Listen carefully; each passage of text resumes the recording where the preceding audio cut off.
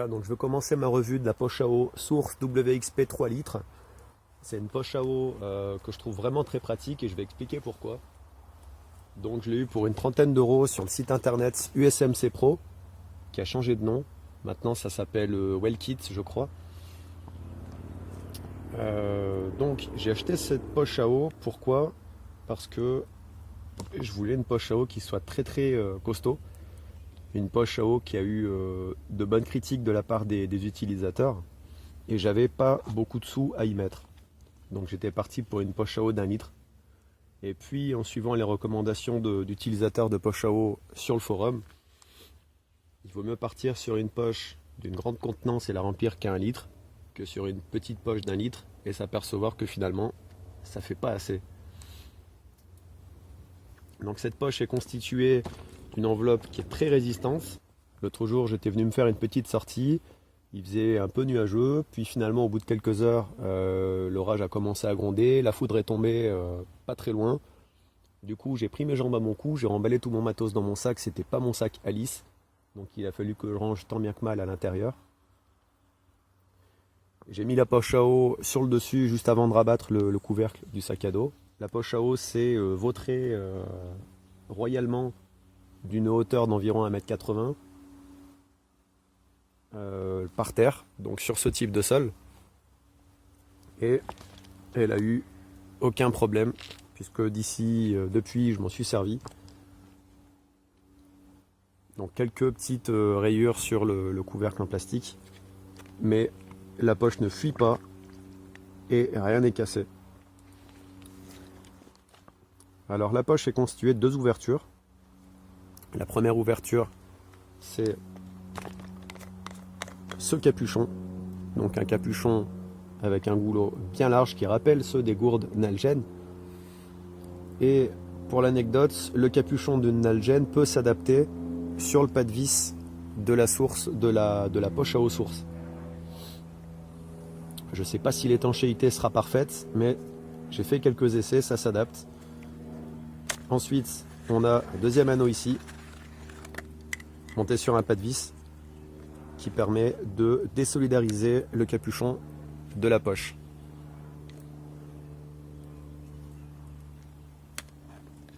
Pour terminer, on a l'anneau de support qui est amovible.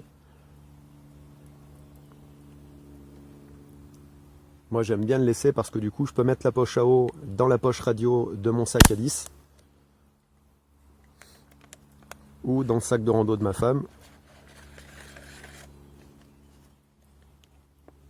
Et maintenir la poche à eau avec le petit anneau qu'on voit ici. Deuxième ouverture de la poche à eau, une ouverture fort pratique qui permet aussi bien le remplissage de la poche que le nettoyage. Et alors là, ce qui est bluffant, c'est que par cette ouverture, on peut prendre une éponge et rentrer le bras complètement jusqu'au fond de la poche à eau. Donc c'est une ouverture qui s'ouvre de cette façon.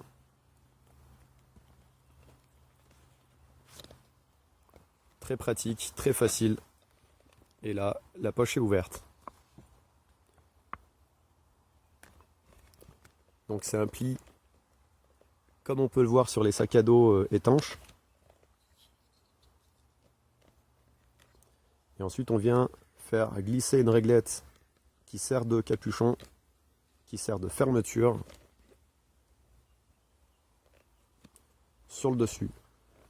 Le système qui maintient le capuchon en place, c'est cette petite pince qui, une fois le capuchon remis en place, s'écarte, qui fait qu'on ne peut pas retirer le capuchon par erreur. Ici on retrouve un anneau qui permet de suspendre la poche quelque part. Moi perso, je préfère cet anneau là, sur lequel j'ai mis un petit bout de cordelette, la Bank Line, Blank Twine, je sais plus, cordelette bien pratique. Ensuite concernant le bas de la poche, on retrouve la base du robinet avec un accès rapide, comme ceci. Quand on déclipse l'accès rapide, on peut voir que rien ne coule. D'accord?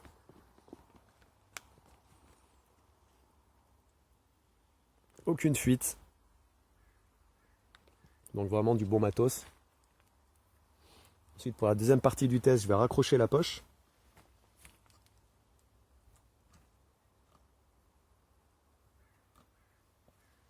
Pour cette partie de la revue, j'ai raccroché la poche parce que je vais avoir besoin de mes deux mains. On a donc le tube de base qui est fourni avec la poche, lui aussi doté d'un système d'accroche rapide. Donc on pousse légèrement, on appuie, on tire et c'est décroché. Alors si on dispose du filtre à eau Aquamira Frontier Pro, on peut le clipser sur cette arrivée de façon à filtrer de l'eau sale qu'on aurait mis à l'intérieur de la poche à eau avec l'espèce d'embout qui est fourni avec le filtre à eau, qui est un embout exactement similaire à celui-là, avec un petit joint ici. Et comme je ne dispose pas de cet embout, je ne vais pas pouvoir faire la démonstration aujourd'hui. Donc là, on a toujours le système très simple qui permet de clipser soit directement le robinet, soit le flexible. Donc là, c'est tout simple. Le flexible s'insère de cette façon. Quand on entend le petit bruit, le flexible est clipsé. Et on va faire de même à l'autre extrémité du flexible. Tout simplement. Donc là, tout est bien fixé, aucune fuite. Donc vraiment, c'est du matos que j'aime beaucoup. Donc ensuite, la tétine d'origine est fournie avec un capuchon. Je crois qu'ils appellent ça le Dirt Guard, donc une garde anti-poussière. Bien pratique si la tétine tombe par terre quand on pose le sac à dos au sol. Donc pour terminer, ce modèle-là, donc le modèle 3 litres, pèse quelques centaines de grammes. Je crois que ça doit faire 250 grammes. Donc c'est un modèle qui s'intègre bien dans les sacs à dos de rando, de par sa largeur réduite et sa hauteur. Alors une fois qu'elle est remplie, cette poche, évidemment, elle est assez volumineuse. Alors j'ai utilisé cette poche à eau avec mon sac à dos Macpédition Falcon 2. Donc dans le compartiment de poche à eau, quand la poche est bien remplie comme là, c'est pas très confortable parce que du coup le sac à dos fait une forme un peu bombée au niveau du dos. Donc si on est en plein été en plus, ça active un peu la transpiration. Dans le sac à dos Alice, forcément idéal. Dans ce cas-là, la poche est mise de travers dans la poche radio.